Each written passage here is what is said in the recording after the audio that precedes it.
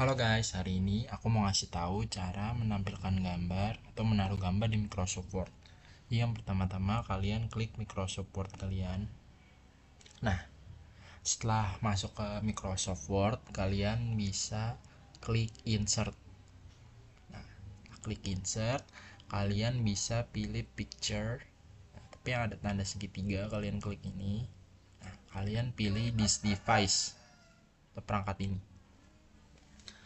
Itu ada pilihan, kalian bisa pilih gambar yang ingin kalian masukkan ke Microsoft Word. Aku sebagai contoh pakai foto Shinchan ini ya. Kalian bisa klik insert. Nah, sudah jadi guys. Kalian bisa memperbesar atau memperkecil gambar tersebut. Nah, mungkin segitu aja videonya. Semoga bermanfaat. Jika kalian suka, kalian bisa like and subscribe. Thank you.